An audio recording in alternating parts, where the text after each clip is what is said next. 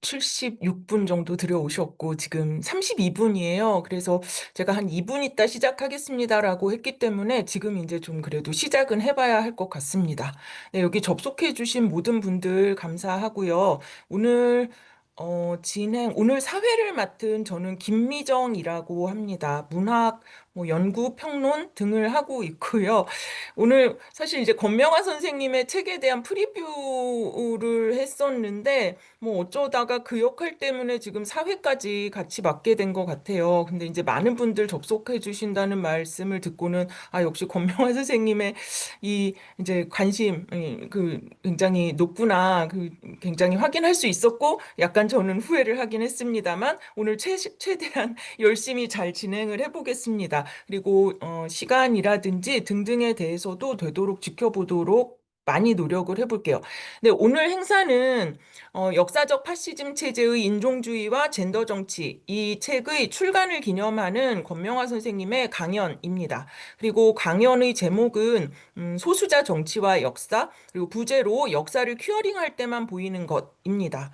그리고 지금 아마 이 게시판이 아니라 채팅창에 자료가 공유되었을 것 같아요. 그래서 이제 자료들을 참조하시면서 강의를 들어주시면 되겠고요. 그리고 오늘 간단하게 진행 순서 말씀을 드리면 우선 지금부터 이제 프리뷰 소감, 프리뷰어로서의 소감을 15분 정도 제가 간략하게 전해야 하긴 하는데 이것도 좀 시간이 어떻게 될지 최대한 노력을 해보겠습니다. 그리고 2부는 바로 이어서 2시 45분서부터 1시간가량 선생님의 강연을 듣도록 하겠고요. 그리고 잠시 휴식 이후에 이제 3부에서 본격적으로 질의응답 그리고 자유토론이 이어지게 될 것입니다.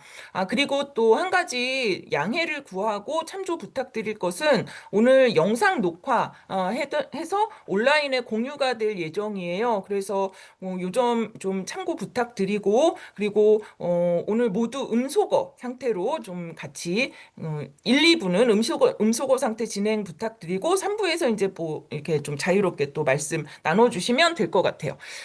지금 그러면 프리뷰어 소감 발표를 시작을 하겠습니다. 프리뷰어 소감은 잠시만요. 제가 파일을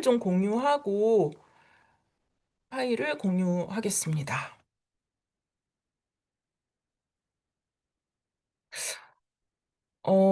파일을 공유하긴 했는데요. 사실 15분 동안 이게 발표할 수 있는 내용은 아니고, 그리고 사실 저의 이야기보다 직접 책으로 읽으셔야 됩니다라는 말씀을 강조를 해야 되겠고, 그리고 아마 선생님의 이후 강의가 제 이야기, 제 소감보다 당연히, 직접적인 이야기일 것이기 때문에 저의 그냥 5페이지 정도의 글은 그냥 간략하게 두서가 없을 가능성이 높지만 간략하게 15분 동안 그냥 말씀을 드리고 그리고 선생님 강의로 넘어가면 될 것 같습니다. 저는 사실 선생님이 오늘 이제 강연 준비를 하실 때 그 이책 작업 이후에 뭐 좀 그 비중이 이후 작업에 좀 포커싱이 될 것 같다라는 느낌으로 그냥 이 책에 되도록 충실하게 얘기를 해보고 싶었고요. 그리고 개인적으로 저는 사실 제가 이제 본의 아니게 제 얘기 말씀을 조금 드리자면 공부라는 거를 좀 본격적으로 제도 안에서 해봐야지 뭐 했던 시기가 이제 선생님의 이 글들을 접할 시기였던 것 같아요. 그리고 이제 그때 당시 20년쯤 전쯤에 예를 들어서 이제 이 책에서 등장하는 이거 되게 소재적으로만 제가 말씀을 드리게 돼서 이거 유의해서 말해야 된다라고 이제 자꾸 이제 검열이 스스로 되긴 하는데 이를테면 스파이 아니면 남방 이런 이제 그 당시에 20년 전에 제가 이제 어린 시절에 젊은 시절에 읽었었던 이런 내용들이 그 당시에 너무 이 공부를 하는 데 있어서의 어떤 그 최전성 같은 그때에도 그런 느낌들이 있었어요. 근데 이제 지금 다시 이 책을 제가 읽으면서 표면적으로 그때 당시에 제가 느꼈던 어떤 흥미 또는 이제 초심자로서의 공부하던 시절의 초심자로서의 그 자극들 이것과는 조금 별개의 그 시면의 근간에 놓여 있는 무언가가 굉장히 쉽게 이야기하기 이제 어려운 저에게 이제 그런 무게감으로 또 다가오기도 했고, 그리고 굉장히 이게 20년 전이지만 20년 이런 이제 어떤 시간의 문제가 전혀 느껴지지 않는, 오히려 이 미래를 과거에 선취했구나, 이런 그 감각으로 제가 이 책을 계속 다시 읽었던 것 같습니다. 그리고 이 책은 이제 뭐 이렇게 여러분 그 다른 여러 곳에서 이렇게 홍보 문건 같은 거 보시면서 아시겠지만, 그러니까 20년 전에 출간된 책의 개정 증보판이거든요. 그리고 개정 증보판이고, 여기에서 이제 구체적으로 3부의 일부하고, 그러니까 3부의 부분적인 것하고, 그리고 5부가 새로 쓰여졌어요. 근데 이제 그 5부의 내용들이 가장 어쩌면 이 책의 핵심 문제의식과 내용과 그리고 방법론 등을 그 함축하고 있고 응축하고 있는 그런 챕터이기도 합니다. 그래서 이 5부 챕터부터 읽으셔도 좋겠고, 그리고 뭐 서문부터 읽으셔도 좋겠고, 또는 아예 이 책의 어떤 챕터를 그냥 선별해서 읽으셔도 된다. 뭐 이런 저의 느낌을 또 전달해 드리고 싶었습니다.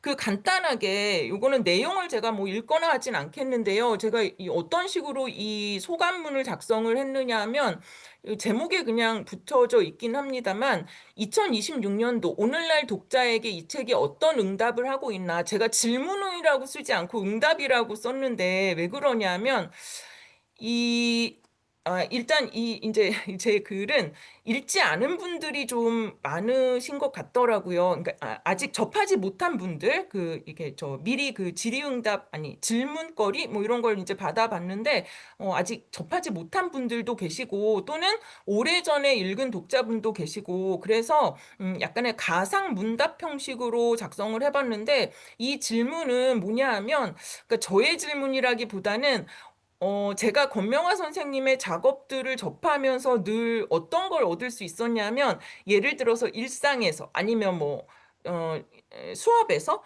아니면 인터넷 게시판을 보고 있는데, 아, 깝깝하다. 여기에 이런 식으로 개입을 해야 되는데, 뭐, 이런 장면들이 있잖아요. 근데 이제 그럴 때마다 제가 굉장히 시사받았었던 어떤 논리라든지, 방법론이라든지, 또는 내용이라든지, 이런 것들이 많았어요. 그래서 이제 그런 것을 염두에 두면서, 오늘날의 뭔가 이 책이 어떤 약간 이제 오해를 조금 교정할 수 있을 것 같은 독자분들에게 어떻게 읽힐 수 있을까? 아니, 거기에 대한 응답의 형식이어서, 질문은 저의 질문은 아니고, 오늘날 이렇게 조금, 하여튼 아직 접하지는 못했지만, 선생님의 작업을 아직 접하지는 못했지만, 뭔가 이렇게 그 정리해보고 조정해 볼 수 있을 여지가 충분한 독자분들에게 어떤 식으로 다가갈 수 있을까? 뭐 이런 느낌의 질문을 만들어 보았고, 그것에 대한 응답을 그냥 보았습니다. 그리고, 그리고, 네, 그래서 이제, 그런데 이제, 그럼에도 불구하고, 이렇게 한번 보시면서, 아니, 지금 보시지 않더라도 나중에라도 뭐 또 선생님이 너무 이렇게 구부리기를 했다, 뭐 이런 대목이 있으면 꼭 반드시 나중에 그냥 개별적으로라도 말씀을 해주시면 좋겠고요. 그리고 뭐 2번, 3번 이런 이제 질문들이 사실은 논리나 방법론에 대한 질문이긴 하지만, 결국 이 선생님의 책을 관통하고 있는 논리나 방법론이나 또는 문제의식이 오늘날의 정말로 핫하다고 표현하면 안 될 그 첨예하고 심각하고 진지한 문제의식의 현장에 어떤 식으로 개입을 할 수 있는가에 대한 너무나도 구체적인 이미 그 논의들이 여기 이제 풍부하게 암시가 되고 있거든요. 그래서 이제 그런 대목들을 위주로 좀 질문을 작성을 해봤습니다. 그래서 뭐, 이 이후에 사실은 몇 가지가 더 있기는 했는데, 제가 이렇게 교정도 안 하고 막 이렇게 작성을 해서 공유를 하는 게 너무 민망한데, 그 시간 관계상 어쨌든 그래서 여기까지만 공유를 해보지만, 저는 이 책은 정말 어느 챕터를 골라서 읽든지, 그리고 어디서부터 읽으시든지, 이거는 오늘날 현장에 이미 놓여져 있었던 책이구나, 이런 감각을 계속 가지면서 읽었고, 이것에 대해서 여기 많은 분들하고 또 감상을 나눠보고 싶었다라는 이야기로 마무리를 하고 싶습니다. 그리고 네, 선생님의 이야기를 이제 본격적으로 들으면서 이후에 여기 이제 계신 선생님들, 그리고 저는 여기 이제 소감문에는 아주 평이한 수준에서 작성을 하긴 했는데, 또 이 같이 뭐, 이 당시의 현장을 같이 공부하셨던 분들 또는, 어떤, 뭐, 하여튼 그 각자의 영역에서의 첨예한 그 문제의식들, 이런 것들을 조금 더 보충해 주시고, 또 나누어 주시면 좋겠다 생각이 듭니다. 네, 그래서 저의 이야기는 이게 소감도 아닌 것 같고, 뭐 그냥 어쨌든 그럼에도 불구하고 이 책 직접 한번 실감해 보세요라고 하는 것이 저의 이제 오늘 이 프리뷰어 소감 마지막 말이 될 것 같습니다. 네, 여기까지 공유하겠고요.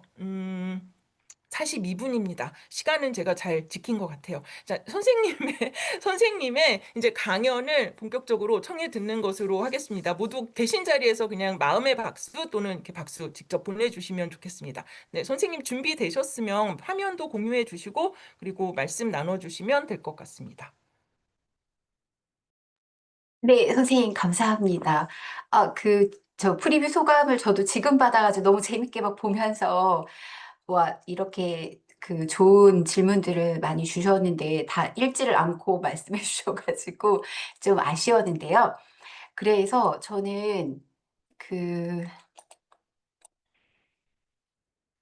제가 이제 1시간 정도, 같이 논의를 살펴볼 텐데, 이제 강의 준비를 하면서 어떤 식으로 할지 아무리 고민을 해도 그 짧은 시간 안에, 이렇게 요령 있게 얘기를 하기가 좀 어려울 것 같아서, 그냥 이제 그 아예 강의한 형태로 원고를 그냥 만들었습니다. 이건 이제 오로지 제 그 요령 없는 강의를 보완하기 위해서 이렇게 그 뭐 좀 키워드를 가지고 말로 막 이렇게 풀어서 하다 보면 좀 논의가 방향을 잘 못 찾을 것 같아 가지고요. 아예 강의록을 만들어서 전체적으로 쭉 이렇게 순서대로 읽어 나가면서 진행하려고 하는데요. 일단 이제 이게 분량이 27페이지 A4 이고 어차피 줌으로 하기 때문에 꼭 PPT는 필요가 없을 것 같다. 제가 해보니까 줌으로 할 때 PPT를 하는 건 큰 의미가 없더라고요. 어차피 하니까. 그래서 11페이지 정도까지는 자세하게 읽으면서 말씀을 드리고 뒷부분은 이제 밑줄 친 부분을 중심으로 해서 조금 말씀드리려고 합니다. 이제 후반부는 제가 책을 조금 요약 정리했고 앞부분은 이제 좀 재구성을 했는데, 왜냐하면 제가 이 강의를 하려고 하다 보니까 일단 젠더사라던가 젠더 정치라던가 또 이 역사의 문제에 대해서 좀 어느 정도 해결을 해야 되는데 그 부분이 조금 길어지게 되어서 원래 계획은 이것을 여러 뒤에 부분까지를 사례로 다시 재구성을 하고 싶지만 그렇게 하면 너무 일단 시간도 안 돼서요. 일단 11페이지 정도까지 그렇게 하려고 합니다. 먼저 사라 아메드의 이야기를 제가 인용하면서 시작을 하고 있습니다. 우리는 페미니스트들이 사회적 범주로서의 성과 젠더를 어떻게 이해할 것인가를 두고 이견을 보여왔음을 알고 있다. 우리는 그 범주들을 물려받았을 뿐 발명한 것이 아니다. 그래서 페미니즘 작업의 일부는 바로 그 유산을 논박하는 것이다. 라고 하는 구절을 중심으로 시작해 보겠습니다. 그래서 일단 전시도원 체제를 인종주의와 젠더 정치를 통해서 본다는 게 뭐냐, 혹은 젠더사가 기존 역사 연구에 어떻게 개입하는가, 라고 하는 지점입니다. 이제 결론적으로 전시동원 체제는 젠더가 이제 문제가 된 시대, 이고 특히 근대적이고 식민적인 권력으로서 젠더라고 하는 것에 담긴 복잡한 역학이 전면화되는 시대라고 볼 수 있습니다. 그러니까 사실 젠더는 대중적으로 얘기되시듯이 여성이 아니고 젠더사 역시 여성사가 아닙니다. 제가 이미 2000년대 초반부터 이런 이야기들은 드렸고 저만 한 건 아니고 이제 젠더사라는 개념이 나올 때부터 논의가 됐던 거죠. 그러니까 이제 이게 여성이라는 패러다임을 넘어서야 된다라고 하는 것입니다. 그래서 뭐 여기 그러면 젠더 연구가 무엇이냐, 또 젠더사 연구는 무엇인가에 대해서 이제 좀 정리를 뒤에 또 드리도록 하겠습니다. 이제 몇 가지 기존의 선행 연구에서 어떻게 논의하고 있는가에 관해서 조금 정리 드렸고요. 이제 그 젠더 연구와 젠더사 연구는 그런 의미에서 분리가 안 된다라고 하는 게 이제 조한 스콧이 제기한 중요한 논의인데, 이에 대한 이제 그 비관적 서사라고 뒤에 볼 이제 참고 자료에도 그런 표현을 담고 있는데요.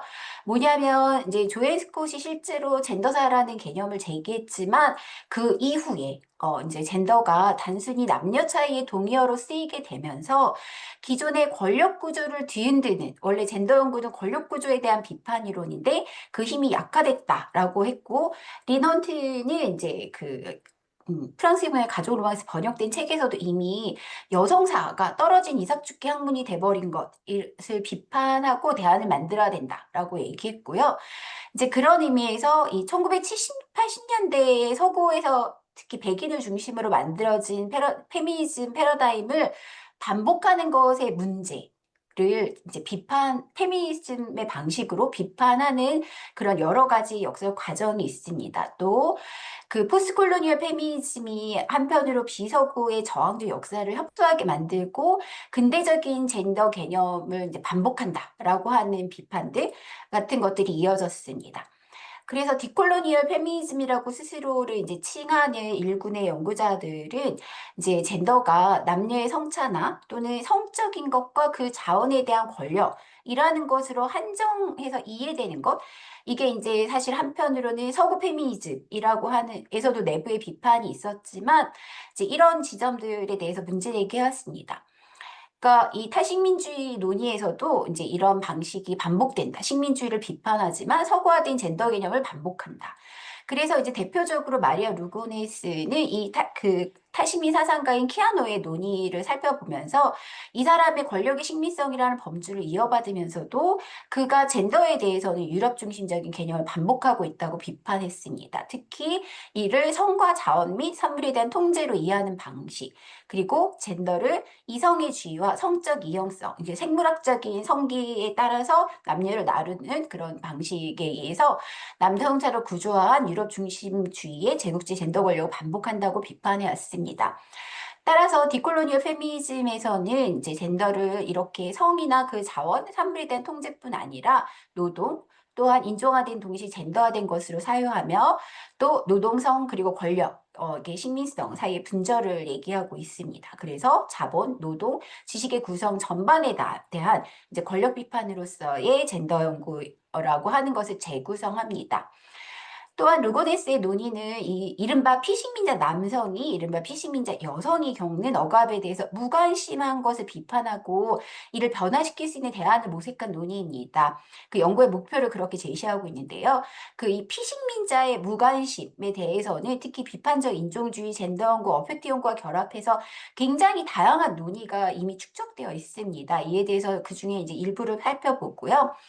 또 이제 디콜로니얼 이론가인 이 여기서도 나오고 있는 그 오에움이나 루고네스는 식민화되기 이전 유럽에 의해서 식민화되기 이전 선주민들이 이제 아프리카나 또 이제 여기도 뒤에서도 나오는데요. 이 여성 범주와 다른 범주로 스스로를 설명했다는 점을 강조하면서 여성과 남성이라고 하는 성적 이형성과 이성의 중심주의에 기초한 성차 범주를 제한적 의미로 사용합니다. 이런 것이 젠더 역사성에 대한 논의의 대표적 사례이기도 합니다.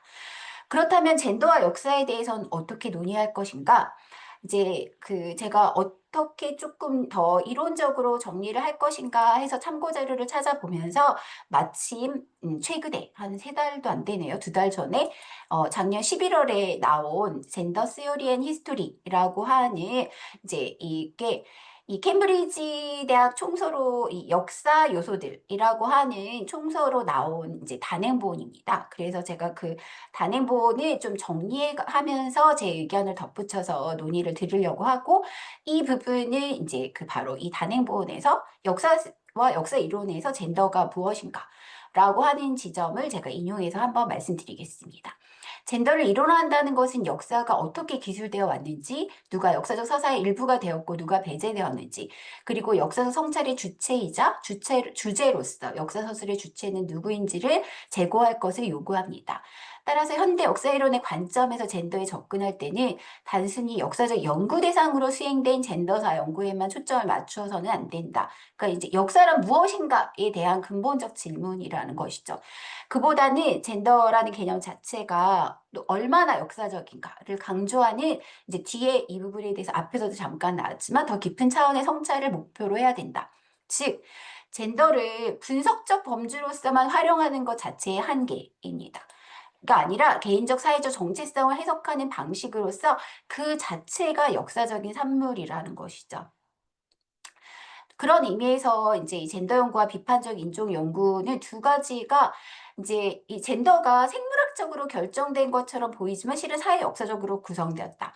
라는 비판을 통해서 이제 구축된 범주이기 때문에 같은 맥락에서 인종 범주와 분리할 수가 없으며 또는 젠더를 인종 범주로 대체할 수 없다. 이제 앞서 말씀드린 탈식민주의 이론에서 젠더를 인종 범주로 이제 환원하는 것에 대해서도 비판하고 있습니다. 네, 이제 그래서 이제 뒤에 다시 요 식민화된 근대 범주로서의 젠더 비판에 대해서 보도록 하겠습니다.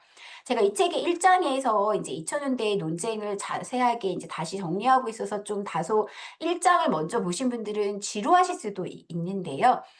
사실 이제 또 그 부분이 이제 넘어갈 수 없는 부분이기도 했습니다.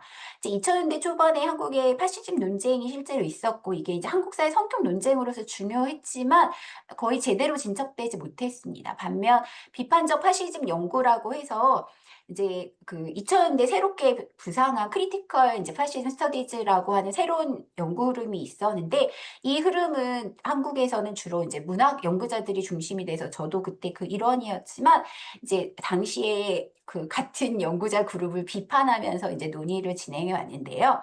이게 이제 문학 텍스트 연구로 환원돼서 역사 연구에서나 문학 연구 모두에서 텍스트주의를 강화했고 파시즘 비판이 민족주의 비판으로 대체되어 갔습니다. 그래서 이제 민족주의와 국가주의 복합성에 대한 단순화가 이 과정에서 이제 부수되었고요.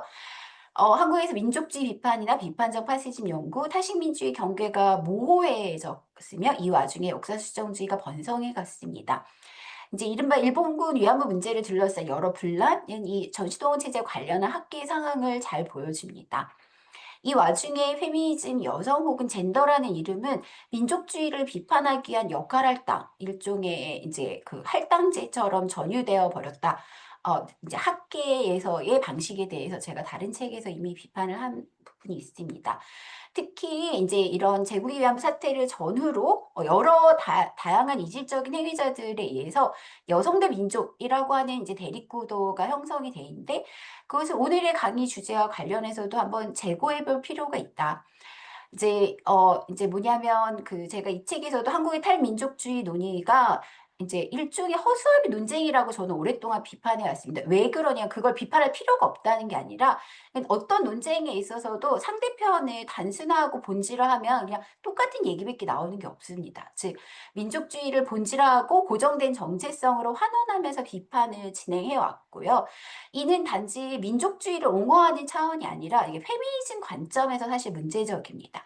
왜냐하면 여성이 고정된 범주가 아니듯이 민족 역시 고정돼 있지 않죠. 물론 여성의 위치에서 민족을 대립구도로 세우는 것은 역사적 맥락과 학술적 맥락에서 중요한 비판의 지점을 제공하는데 그 비판이 역으로 민족을 고정된 범주로 환원하는 방식은 페미니즘 연구의 맥락에서도 문제적입니다.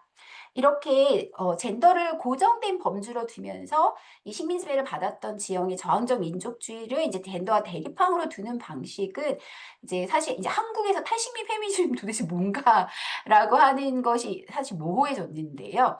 이제 그런 것이 한국만은 아니었습니다. 그래서 이제 그에 대한 비판과 개념적인 재구성이 필요한 시대이기도 합니다.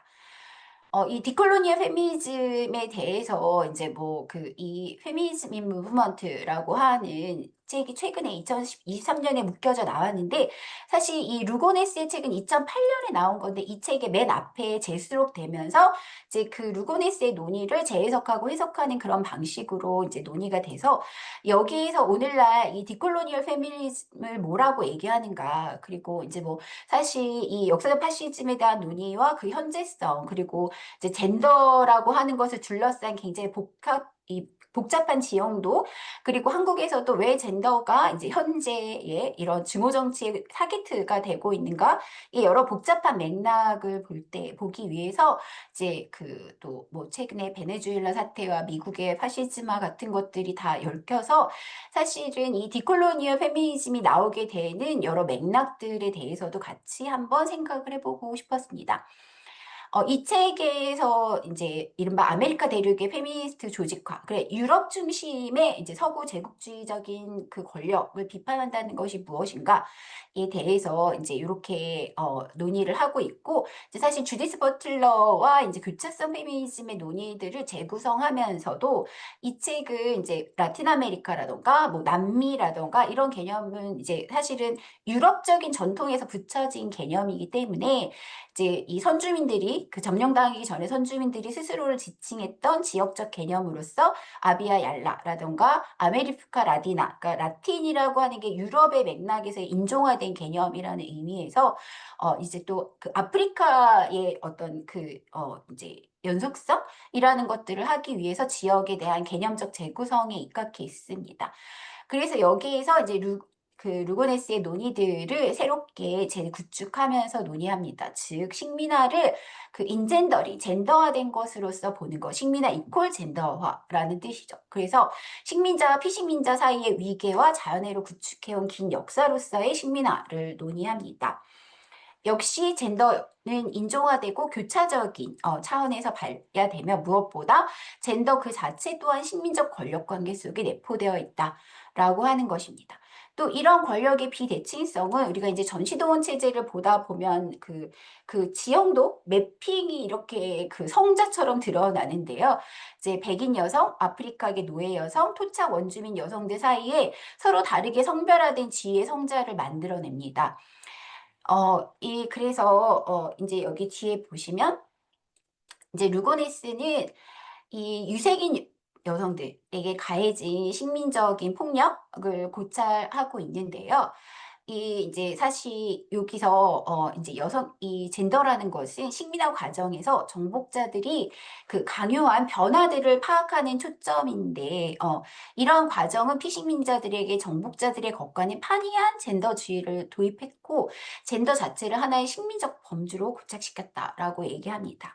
그렇다면 이게 이제 식민지였던 조선의 전시동원 체제의 젠더 정치와 인종주의에서 무엇을 얘기하고 있는가 이제에 대해서 제가 이렇게 몇 가지 키워드를 제시해 드렸습니다. 이제 젠더화로서의 식민화, 그리고 인종화되고 교차적인 젠더, 또 인간으로서의 가독성, 이제 이게 버틀러의 개념이죠. 또는 경계 설정과 변형의 실천으로서의 이제 젠더, 적인 실천과 역사 서술에 대해서 말씀드리겠습니다. 그래서 이제 버틀러가 젠더는 이제 단지 성차의 문제가 아니고 인간으로서의 가독성을 생산하고 유지하기 위한 전제 조건이다. 왜냐하면 이제 젠더가 역사, 이론, 정치와 밀접하게 관련돼 있으며 그 안에서 우리가 성과 젠더에 대해서 인식할 때 기본적으로 인간에 대한 이해가 이제 기본적인 문화 과정으로 작동하고 있기 때문입니다. 이제 이 아까 그 25년에 나왔던 역사 이론에서의 요소로서의 젠더에서 마리아 이네스라 그레카인데 이제 인데요. 이분은 이제 젠더에 대한 비관적 서사 앞에 나왔던 젠더가 이제 권력관계 비판으로서 큰 의미가 없다. 급진성을 상실했다를 반박하고 역사 이론에서나 젠더 이론에서나 이게 중요합니다.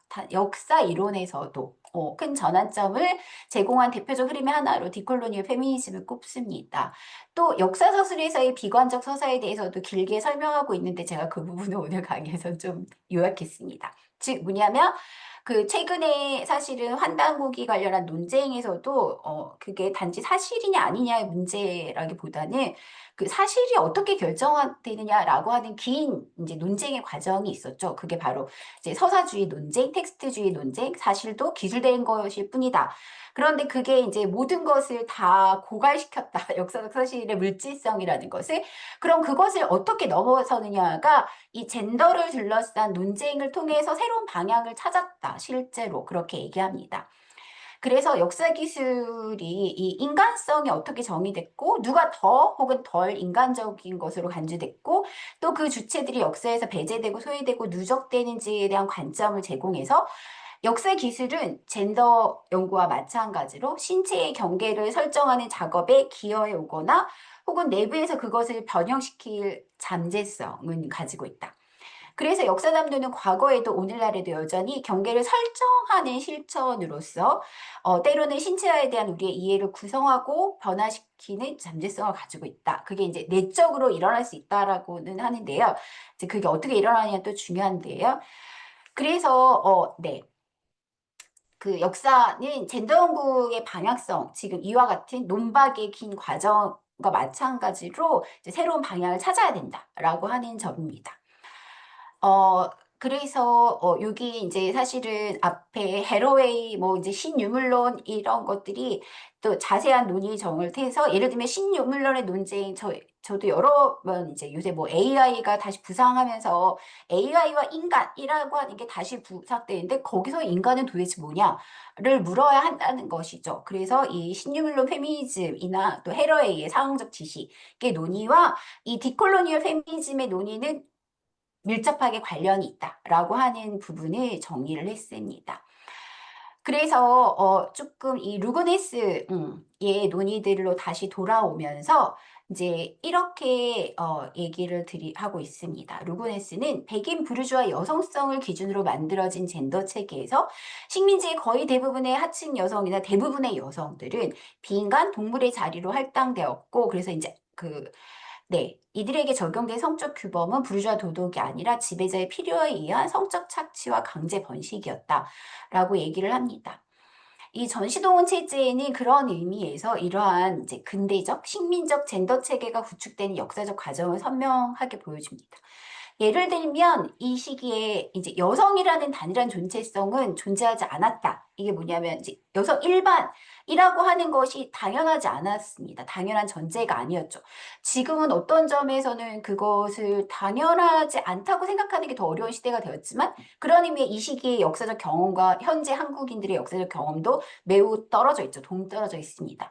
서구 백인 중산층 여성성, 일본 중산층 여성성과 같은 참조항이 만들어지면서 이에 대한 대립항들이 형성 중이고 각축전을 벌이고 있었습니다. 남녀라는 근대적인 젠더 체계는 내부에 그러니까 무한한 적대와 대립과 부정을 통해서만 도달할 수 있었습니다.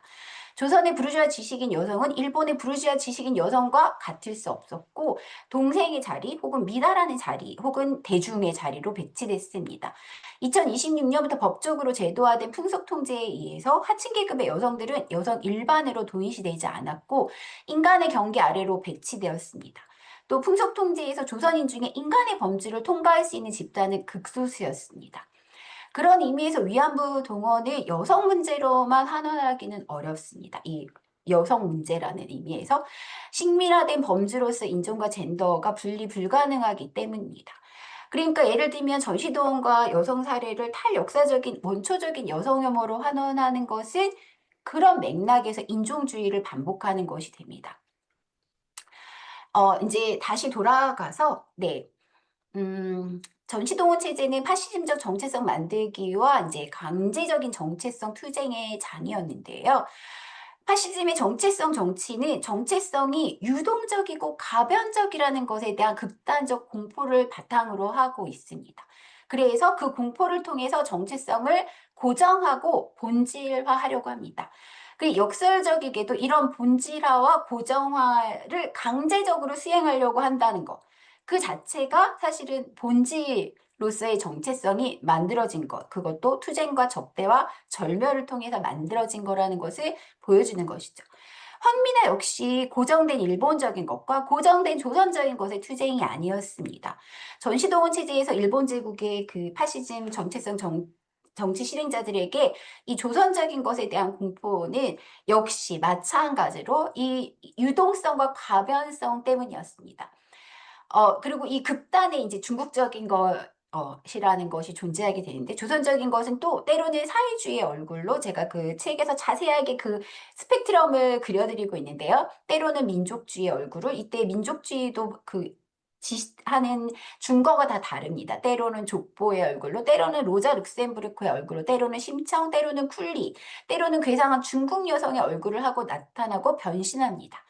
마찬가지로 조선인들에게도 민족적인 것은 동일하지 않았고 고정된 실체로 환원되지도 않았습니다. 그런 점에서 전시동원 체제를 이해할 때 젠더와 민족을 마치 대립적인 범주처럼 고정하는 것이 문제적이라는 뜻입니다. 그 강제된 정체성 투쟁의 이제 지형도를 볼 때 이제 비국민이라고 하는 것, 이 시기에 국민을 만든다는 건 사실은 비국민을 생산하는 과정이었습니다. 이 비국민은 비인간이고 이었습니다.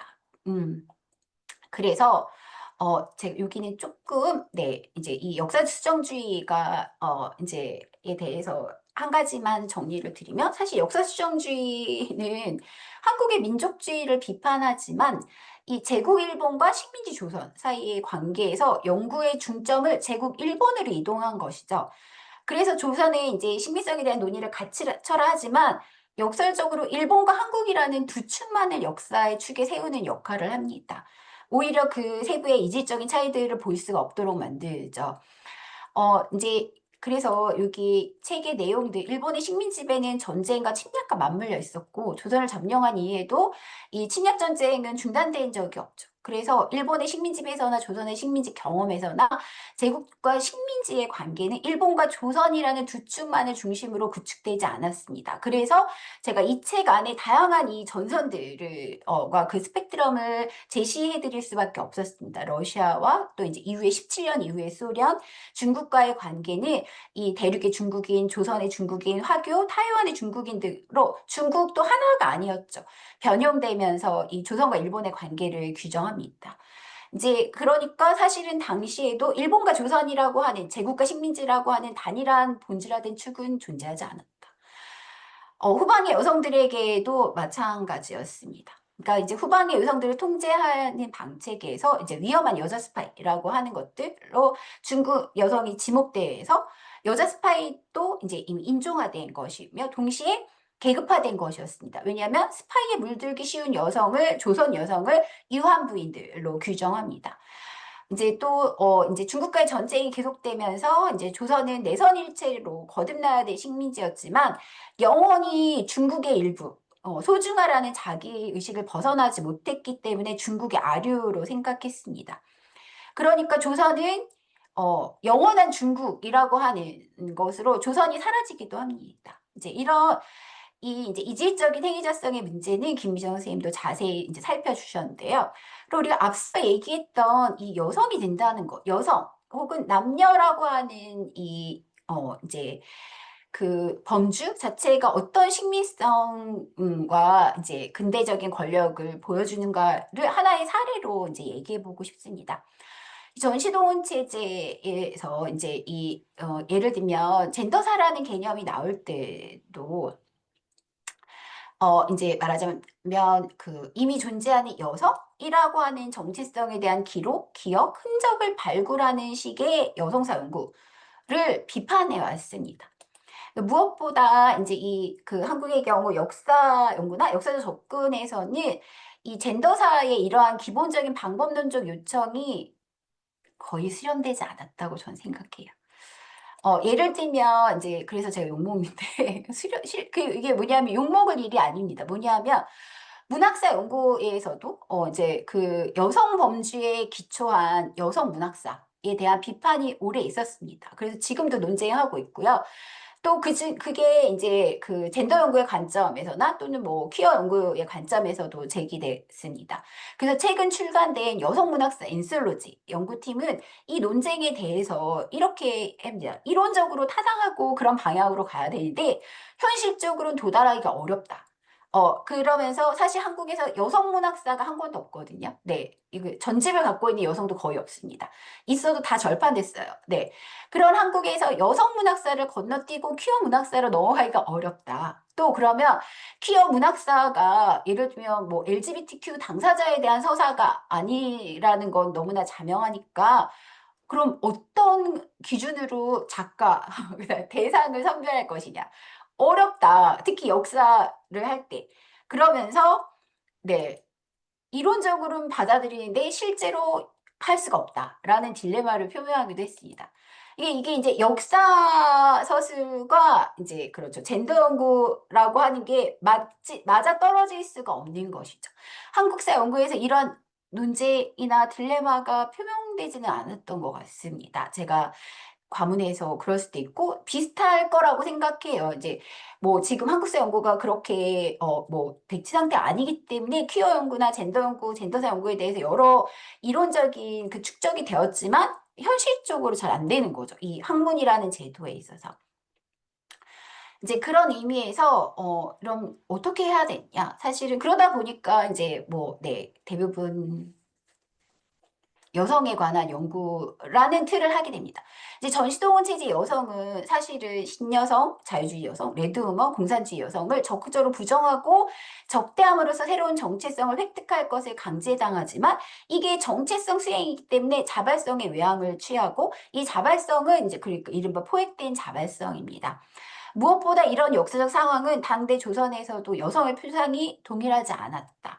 여성 일반이라는 게 사실 그냥 범주로만 존재하지만 그 일반이라는 범주가 성립되기도 되게 어려웠다.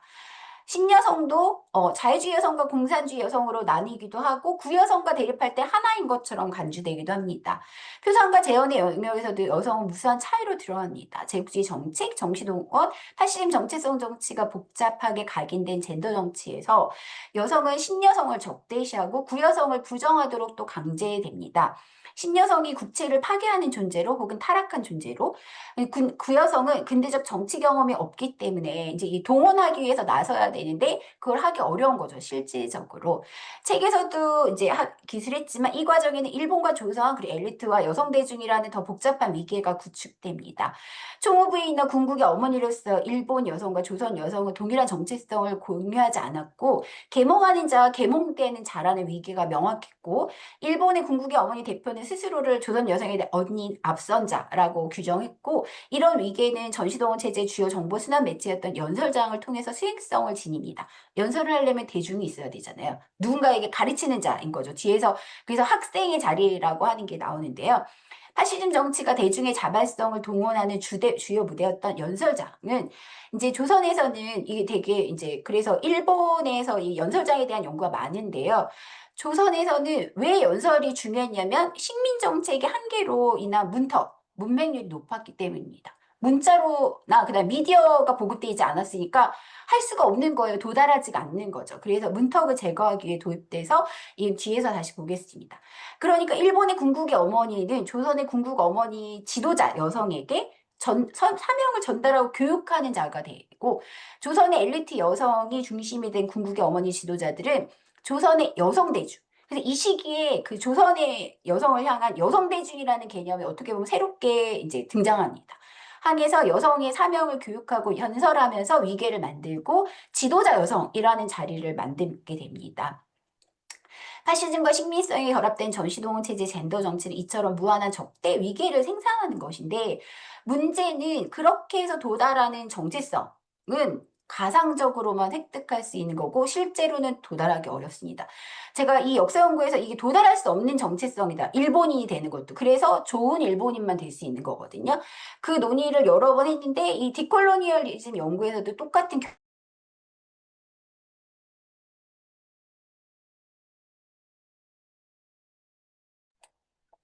네,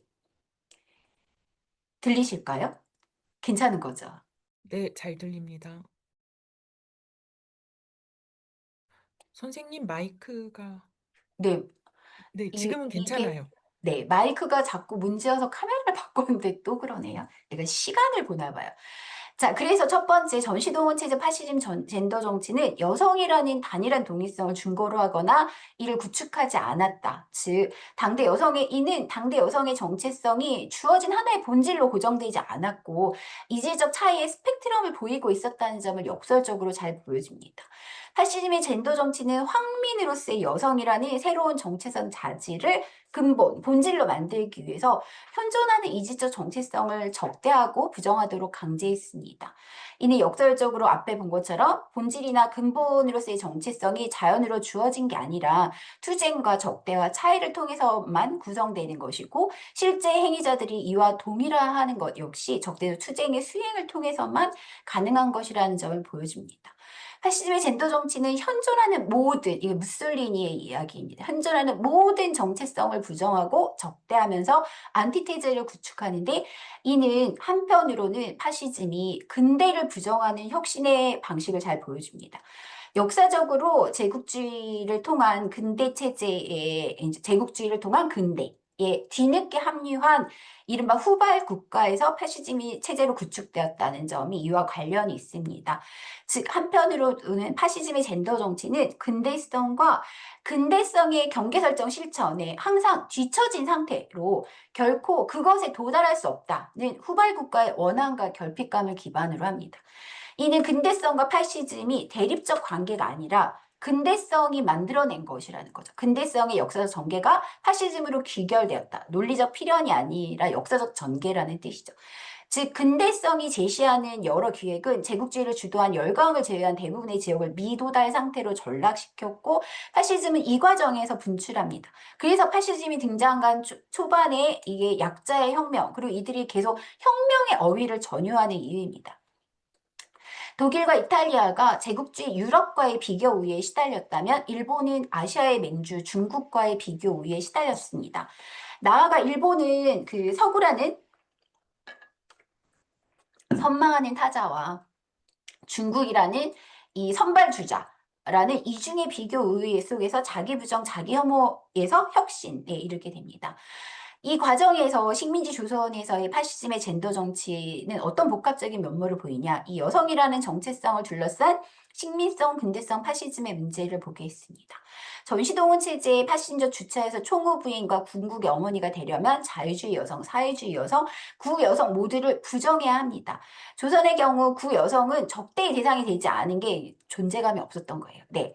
반면 자유주의 여성과 사회주의 여성은 적대와 절멸의 대상이 됐습니다. 조선의 경우는 일본의 여성 엘리트 역시 모델이 되지 않았어요.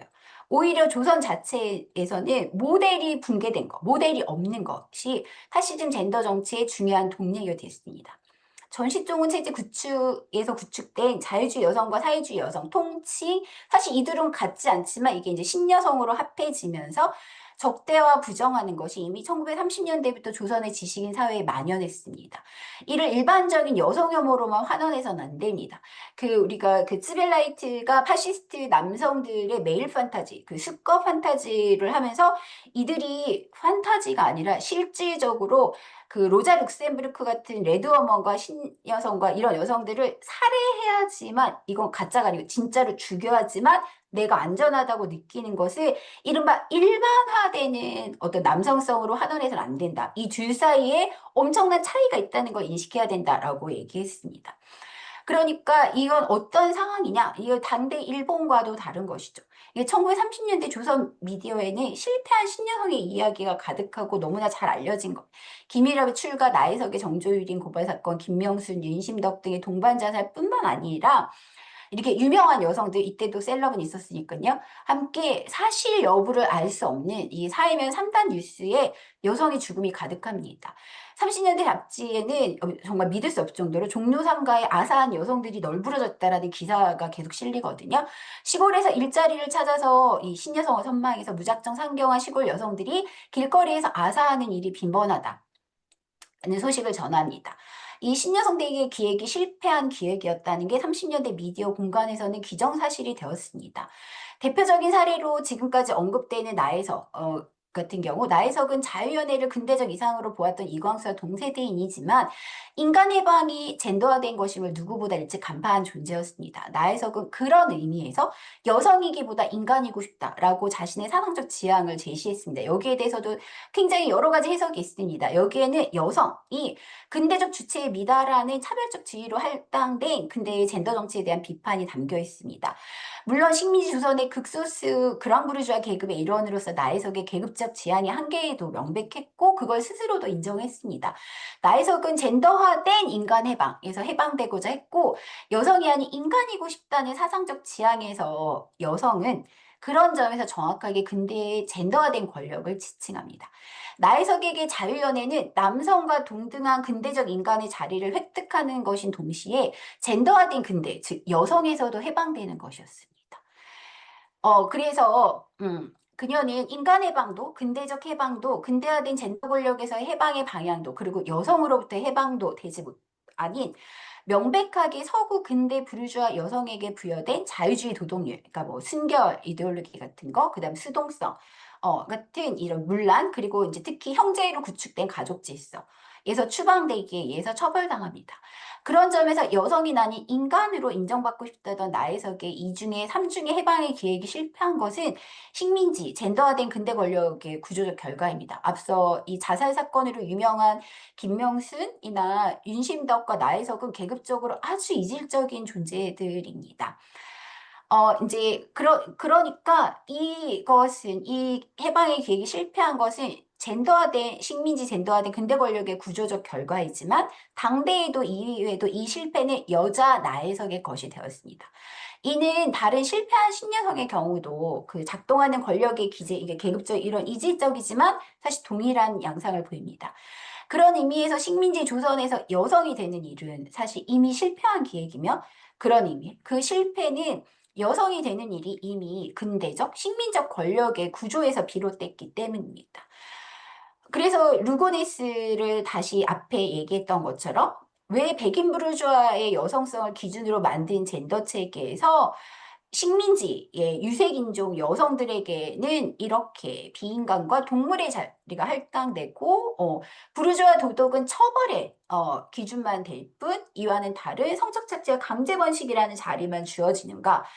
통상 1세대 신여성으로 분류되는 나혜석의 사례는 여성은 태어나는 것이 아니라 만들어지는 것이다 라고 하는 보벌의 명제를 다시 확인하게 합니다. 나혜석은 그런 의미에서의 그런 여성에서도 해방되고 싶어 했습니다. 즉 식민지 조선에서 나혜석은 근대적 식민적 권력 구조에서 여성으로 만들어질 걸 요청받죠. 앞서도 말했지만 요청받지만 도달할 수 없습니다.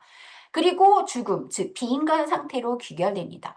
또 여기서 중요한 건 이 자유연애라고 하는 당대 남성 지식인의 풍속은 실질적으로는 식민지 여성들에게는 가능하지 않은 가상적 유행일 뿐이었습니다. 이는 연애가 담론과 풍속이 되었지만 신여성의 죽음으로 귀착된 조선 사회의 젠더화로서의 식민성의 일단을 보여줍니다. 즉 그랑 부르주아 계급의 일원이던 나혜석에게도 서구 부르주아 자유주의 여성의 도덕과 사랑 그리고 낭만적 연애라는 젠더성은 허락되지 않았습니다. 전시동원 체제는 이를 더욱 전면합니다. 그런 점에서 전시동원 체제 식민지 조선의 여성에 대해 비인간과 동물의 자리에 할당된 그녀들에게 낭만적 사랑이라고 하는 이 제국의 부르주아 여성에게도 간신히 허락된 이 문턱에 있는 거죠. 그러한 친밀성은 존재하지 않았습니다. 그럼에도 그러한 노예와의 자리를 낭만적 사랑의 이름으로 해석하는 것이 여성의 이름으로 가능하다면 그 여성의 자리가 바로 제국이 식민지에 부여한 근대적 그리고 식민적 권력으로서의 젠더로서의 여성의 자리라는 하나의 증거입니다. 즉 여성의 이름으로 노예화된 식민지 여성의 상태를 자의적으로 감정이입하고 전유해서 낭만적 사랑이라고 해석하는 바로 그런 방식의 여성이라는 이름이 식민지에 각인한 제국의 질서와 이를 전유한 파시즘의 젠더 정치가 고스란히 담겨 있습니다. 그렇게 여성이라는 이름으로 식민성과 파시즘을 정당화하는 일이 역사적으로 어떻게 가능하게 되었는지를 전시동원 체제는 잘 보여줍니다. 그러니까 이게 이제 젠더의 역사성과 현재성이라고 할 수 있는데요. 이 전시동원 체제 젠더 정치에서 구축된 근대적이고 식민적인 여성 범주는 현재 한국 사회에서 어떻게 지속되거나 변형되고 있나? 여성과 파시즘의 결합이 이미 1930년대도 가능할 수 있었던 것은 이성이 중심적인 근대 가부장제가 구축한 여성이라는 정체성이 한편으로는 서구 중심의 근대성과 식민성의 산물이며, 이러한 젠더 권력의 재생산이 지속되는 것은 그런 점에서 식민적, 근대적 젠더 권력이 여전히 현재형으로 재생산되고 있는 것이라고 할 수 있습니다. 네. 그래서 이 젠더와 섹슈얼리티의 재현이 어떻게 인종주의 분할과 밀접한 관련이 있는지에 대해서 그 루고네스의 분석을 제가 예문으로 좀 가져왔으니까 나중에 한번 자세히 보시면 좋을 것 같습니다. 또 앞에 이제 제가 이렇게 띄엄띄엄 말씀드렸던 그 젠더 이론 그리고 역사 요 부분들에 대해서도 제가 그냥 참고 자료로 그 쭉 어떻게 그 역사적 이행 과정들을 논의하는지도 간단하게 소개해 드리고 있습니다. 이어서 네, 이제 그 뒤에 책의 여러 주제들을 조금씩 이제 이 주제와 관련해서 정리하면서 소개해 드리는 부분을 밑줄 친 부분을 중심으로 해서 살펴보려고 합니다.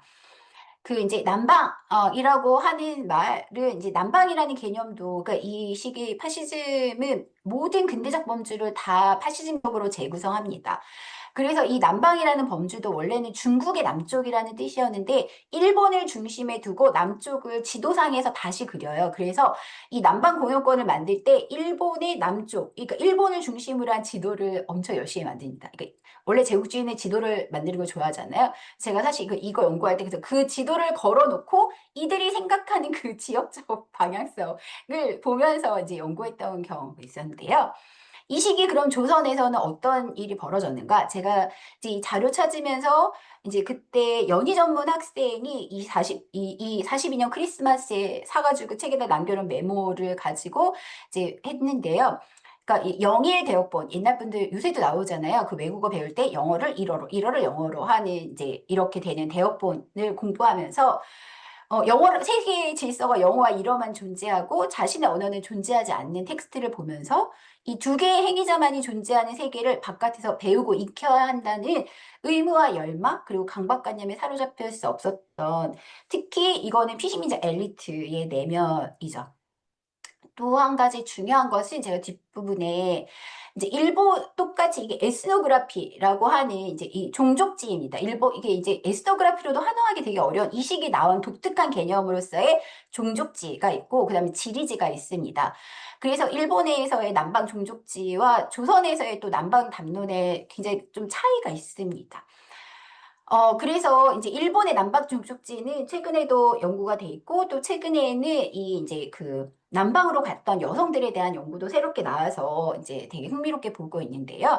이는 이제 인종말살에 대한 오랜 판타지를 반복하는 것이다라고 이제 연구하고 있습니다. 그런데 조선에서는 어떠한가? 이제 새로운 점령제의 목록이 매일매일 전해지던 이 시기에 그 한편으로는 이제 조선은 오래된 식민지인 거죠. 그러니까 새로운 식민지가 만들어짐으로써 자신의 가치가 점점점 떨어지고 있다는 실제적인 위기감을 느낍니다. 한편으로는 그게 새로운 기회가 될 수도 있지 않을까 하는 기대와 선망이 복잡하게 있습니다. 무엇보다 되게 그런데 총독부는 이걸 관심을 갖지 마라라고 이제 그렇게 엄표하는 경우가 많지가 않은데 공식적으로 표명합니다. 조선인들이 남방에 관심을 갖지 말라. 중국분은 남방에 대한 관심을 이제 우리가 잘했다는 선전을 이해하는 건 알겠지만 그 이상은 너네 몫이 아니다라고 얘기를 하는데도 열기가 가라앉지 않습니다. 그러니까 이 그 협력이라고 하는 게 우리가 흔히 생각하는 게 그러니까 지배 정책의 어떤 이렇게 딱 맞춤되는 협력의 구조가 있는 것 같지만 이게 피식민자의 입장에서 되게 어려운 게 얘는 맞출 수가 없는 어떤 것이에요. 그러니까 어긋나거나 모자라거나 언제나 그런 거죠. 그리고 식민 당국에서 이 과잉되는 것도 사실은 이 정책과 맞지 않는 것입니다. 그리고 얘도 이 과잉된 담론들을 협력적 담론이라고 봐야 할지 아니면 무엇이라고 봐야 될지는 책에서 좀 자세하게 쓰고 있는데요. 예를 들면 이 담론에서 드러나는 것이 한편으로는 남방 개발, 그다음에 거기에서 조선인들이 어떤 몫을 차지할 수 있는가 이런 것도 있지만 이게 어떤 면에서는 이제 전 조금 슬픈 부분, 뭐 이제 그 슬픈 아일랜드 같은 슬픈 건 아니고요. 네, 뭐냐면 이게 피식민자라고 하는 위치가 주는 제약이 있습니다. 뭐냐면 이제 이 그 일본에서 나온 종족지는 이들을 어떻게 지배할 것인가, 그리고 누구를 죽일 것인가, 그리고 누구를 살려남을 것인가라고 하는 것과 관련이 있다면, 조선인들은 이 자기들이 어쨌든 일본과 같은 위치에 설 수 없다는 것을 이제 수락한 위치에서, 우리가 남방에 경쟁을 하려면 화교나 아니면 이 남방의 원주민, 토착민과 경쟁을 해야 되는 거예요.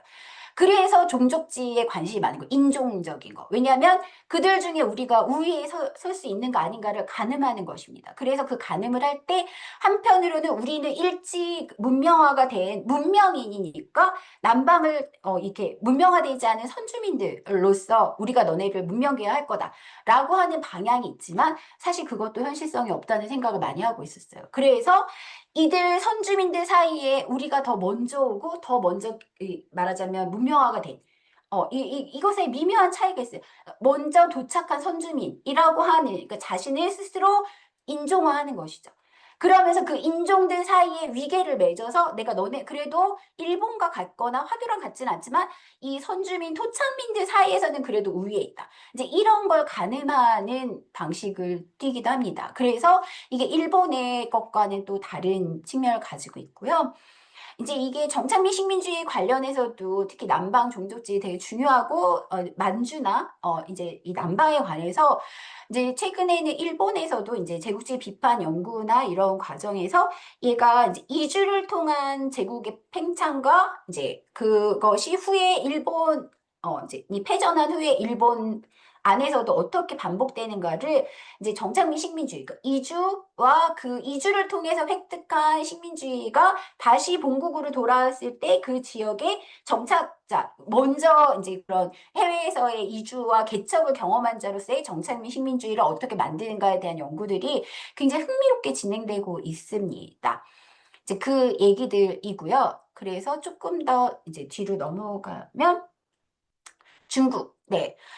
중국적인 것에 대해서는 제가 이게 앞에 김희정 선생님도 말씀드렸듯이 이제 새로 오랜 기간 걸쳐서 이제 연구하면서 이제 비로소 연구를 할 수 있게 되었던 것인데요.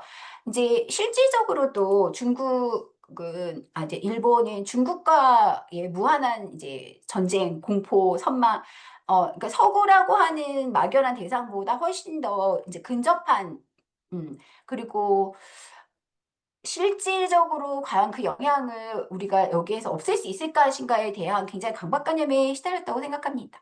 이제 그 내용들은 자세하게 보시면서 이제 이런 그 인종화된 젠더화되고 인종화된 생명 정치, 여기 보시면 이 당시의 담론에서도 이 중국이 이제 실질적인 적이나 이제 경쟁자라는 것도 있지만, 왜 두렵냐면 모든 곳에 편지해 있는 거예요. 그러니까 모든 곳에 중국의 흔적을 보는 거예요. 요즘 한국의 그 윤석열도 비슷했잖아요. 모든 곳에 중국인이 있다. 모든 곳에 중국이 있다. 이제 이런 공포를 느끼는 거죠. 그래서 얘가 공기와도 같다라고 생각했습니다. 그러니까 얘가 한편으로는 그 내부와 외부를 경계를 만드는 것인데, 얘는 외부인데 내부에 잠재된 것입니다. 그래서 계속 얘를 파괴하는 거죠. 바이러스처럼.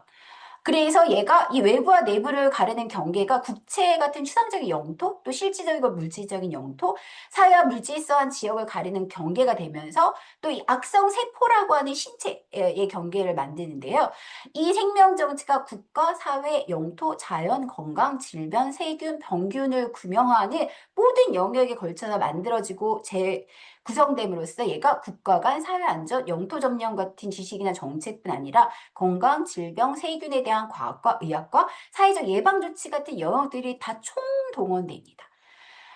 그러니까 사실은 이 총동원에 있어서 이 중국적인 것을 색출하는 과정이 실제로 이 이지적인 신체의 경계를 뚫고 흐르고 침입하는 무언가로서의 어펙트이며, 이 어펙트는 이 당시가 사실은 정보전쟁 시대이기도 했고, 얘가 정보로 환원되지 않는 교란적인 무언가로 감지되기도 했습니다. 그래서 제가 이 전시동원 체제 연구가 사실은 우리 뭐 맨날 AI 어쩌고저쩌고 하는데, 정보의 역사, 정보라는 것의 역사와 현재성을 연구하는 이제 그 방향으로 나아가야 된다라고 하는 것들을 말씀드리고 있습니다. 그래서 이 뒤에도 이제 그것들을 조금 자세하게 설명드리고 있고요. 이 정보 이론으로서 이 정보 이론의 연구 대상으로서의 전시동원 체제의 이제 검열이라는 것들을 어떻게 할 것인가.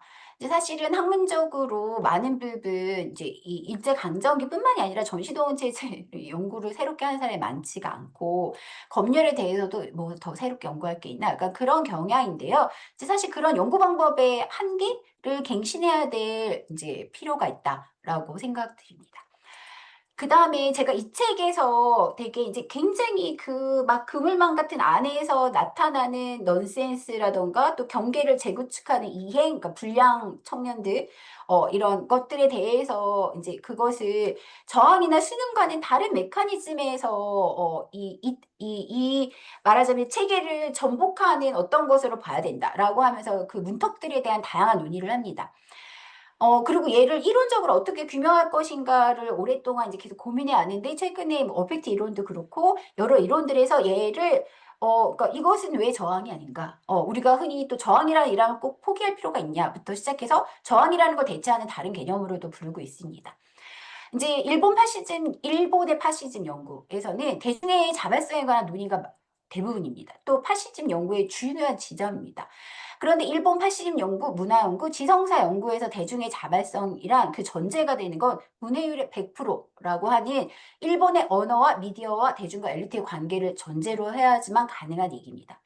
조선의 경우 문맹률이 80%에 육박했고 문자 보급뿐 아니라 미디어 보급률도 비교할 수 없이 낮았습니다.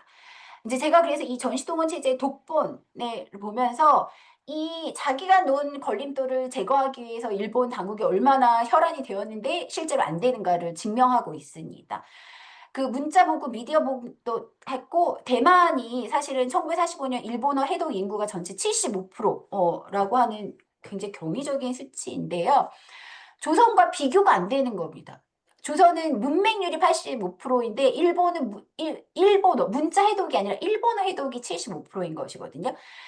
그러니까 사실상 이거는 민족주의 관점이 아니라 조선에 대해서는 실질적으로 대만과 비교해도 문명화가 아닌 야만화를 정책 기조로 했음은 분명합니다. 사실상. 그러니까 왜 그랬는가에 대해서는 뭐 여러 그 논의들이 있는데 대만이 좀 더 일찍 돼서 뭐 경험이 많았다 뭐 등등 여러 논의가 있는데요. 이것도 역시 사실은 아직은 연구가 되지 않은 또 이런 방식을 뭐 스탈론이라던가 민족주의라고 많이 비판을 하면서 사실 이 지점에 대해서 더 집중적인 연구가 많이 되지는 않았습니다. 특히 대만과의 연구에 있어서 적어도 대중의 자발성이 구축되기 위한 문자 보급, 미디어 보급 또 이를 통해서 대중과 엘리트가 매우 밀착된 접촉면이 형성될 때 이게 가능한 일입니다. 이게 이제 그 조선에서는 일본과 대만과는 전혀 다른 상황입니다. 그리고 이런 점에서 30년대에 대한 이른바 풍속문화적 연구, 네, 제가 계속 이런 연구, 애매한 이름의 풍속문화적 연구에 대해서 계속 비판해 왔는데요. 이게 이제 일본 문화연구의 영향 하에서 미디어를 중심으로 삼았지만 일본의 상황에서 비롯된 연구 방법을 조선에 그대로 이식해서 대중 미디어 자발성의 구체적 조건과 현실을 제대로 보지 못했다고 저는 비판해 왔습니다. 이제 그런 의미에서도 의식적 저항과는 또 다른 걸림돌들. 제가 이게 이제 어펙트 연구를 하면서 도달할 수 있었던 참 남들이 보면 이 얘기하려고 그렇게 오래 공부했냐고 할 수도 있겠지만 이제 전시동원 체제의 그 이제 사실 그 이전부터 우리가 많이 인상으로 알고 있는 집요한 1호 전용 정책에도 불구하고 궁극적으로 1호 전용이란 논리가 작동이 안 됩니다. 그러니까 그 순한글로 쓰인 독본을 많이 사용하거든요. 그 이유는 무엇보다 일본 제국과 조선 총독부의 식민 지배와 통제 정책 자체에 있었습니다. 이 전시동원이라는 긴박하고 시급한 제국의 필요를 동원하려면 널리 알려야 되잖아요. 사람들에게 뭐 해라, 뭐 해라. 가장 큰 걸림돌은 제국 그 자체였습니다. 그 1호 전용 정책에 대한 조선인들의 다양한 저항과 반발도 있었으며 이 저항 역시 조선어 사용자라는 단일한 집단의 저항만이 아니라 조선어라는 단일 공간으로 통합되지 않거나 될 수 없었던 기존의 다층적인 언어 집단 자체가 걸림돌이 됩니다. 일본의 제국주의 정책에 만든 피식민자의 존재성, 즉 문맹부터 언어 회독이 아주 다르죠. 그 한주 국정체였기 때문에 그 한글만 읽을 수 있는 사람부터 그 자체가 이제 제국주의 정책을 수미일관하게 관통할 수 없게 만드는 걸림돌이었습니다. 이제 의무 교육을 안 했거든요. 네. 여기서 또 중요한 지점은 일본어 강제 정책과 조선어 문제는 단지 언어의 문제만이 아니라 그 피식민자의 존재 자체가 제국주의 걸림돌이 되었다는 점. 그래서 정치적인 것과 존재론과 관련된 문제입니다. 어, 그래서 여기 그 의미에 대해서 이제 제가 좀 그 설명을 드리고 있습니다. 그러니까 이제 그 작동하는 데 있어서도 실제로도 계급, 인종, 젠더, 연령, 지역에 따라 위계가 있고 거기에 맞춤형으로 뭘 하려고 하는데요. 실제 잘 되지 않았습니다. 네, 이것과 관련해서 거의 이제 시간이 다 돼가니까 제가 뭐 그 연설이라던가 그 이제 자료들 이게 이제 연설하면 왜냐하면 이제 다양하게 전달을 해야 되니까 잡지에도 실리고 막 이제 이런 걸 통해서 이제 사실 이 시기에 저희가 볼 수 있는 지면 자체가 되게 적기 때문에 네. 그래서 이제 그에 대해서 설명하고 있습니다. 앞서 말씀드린 것처럼 정체성 수행에 있어서도 한편으로는 도달해야 되지만 실제로는 도달할 수 없다. 제가 그래서 그 음란과 혁명 책에서도 왜 좋은 일본인인가? 그냥 일본인은 될 수 없기 때문에. 네. 라고 하는. 그런데 좋은 일본인은 실은 도달할 수 없는 것이었습니다. 이제 이 여기서도 이제 그 조선 내에서 이제 이 내선 일체를 통해서 뭔가 혁신을 하려고 했던 사람들은 이제 그 조선 내부의 모순을 해결하기 위해서 장기 지속적인 발전 계획을 할 수 있기를 바랬습니다. 뭐 의무교육도 마찬가지였고 영화인들의 100만 원 주식회사 소망도 마찬가지였고 뭐 이런 여러 가지. 그렇지만 이 단기적인 동원에 집중되는 전시동원 체제의 구체적 정책과 장기적으로서 국민으로서의 참가의 환상을 제시하는 내선일체 이념 사이의 간극은 끝까지 줄어들지 않았습니다. 전시동원 체제는 결국 조선인들에게 참가의 환상을 내면화하려는 방향과 단기적 동원을 위한 도구적인 정책 사이에 해소되지 않는 간극을 되풀이하면서 파국을 향해 달려갑니다. 식민지 조선에 대한 장기 지속적인 전망 그리고 단기적인 실용적 목표 사이의 딜레마는 언어를 비롯해서 전시동원 체제의 모든 문제를 관통하는 것이었습니다. 전시동원 체제 일본의 경우 이제 권력을 갖지 못했던 집단들이 참가의 환상을 통해서 파시즘 체제에 자발적으로 협력하는 구조를 규명하는 연구들이 진행됐고 여성 지식인에 대한 연구도 많습니다. 앞선 돋보니 했는데 이제 대중미디어를 통한 대중의 자발적 동의와 참가의 환상이 구축되는 연구도 돼 있습니다. 조선에서 체제 협력의 체제 협력한 여성들도 역시 여성 대중에겐 우월하지만 일본의 협력 집단들에게는 아래로 배치됩니다. 이제 그런 의미에서 또 무엇보다 일본과 조선에서 여성의 법적 지위 자체가 현격한 차이를 가지고 있었습니다. 그런 의미에서 이 문자 해독력이라고 하는 거 미디어의 발전, 대중과 엘리트와 정보의 접근면들 같은 거가 없이 일본의 연구를 조선에 직접 이입해서 하는 연구들의 한계가 너무나 많다라는 것입니다. 그래서 이제 이게 식민지의 저열한 상태라는 게 제국의 자기 모순으로서 이제 저 시선을 만드는데 이게 이제 의식으로서의 문제가 아니라 의식으로 환원되지 않는 물질적이고 비인칭적 힘으로서의 문턱이라고 볼 수 있습니다. 그 식민지 조선에서 다중의 참가의 환상을 규명하기 위해서는 그 일본과는 이제 전혀 상이한 이거를 봐야 되는데 한편으로는 이게 이런 차이가 단지 부정적 차이만은 아니기도 했습니다. 이게 이제 무관심에 관한 논의랑도 연결이 되는데요. 이 식민지의 저열한 상태가 제국이 생산하는 황민으로서의 참가의 환상이 사회 말단에까지 수미일관하게 전해질 수가 없는 거예요. 네. 저지선이기도 했습니다. 그런 점에서 식민정책 당국이 전시동원 체제에서 껴안을 수밖에 없었던 딜레마는 자기 자신의 모순, 즉 식민정책 자체의 한계와 딜레마였고 이 문턱은 의식으로 환원되지 않은 물질적인 문턱이자 비인친적 힘이었다고 볼 수 있습니다. 이제 뒤에 제가 그 탈정동이나 무관심과 관련해서 이 이탈하는 힘들 그 안에서를 논의하고 있는데요. 제가 책에서 예를 들면 앞에 우리 이 전쟁 중에도 영일 대역본 보면서 입시 공부를 하는 엘리트 청년의 내면에 대해서 얘기를 했잖아요.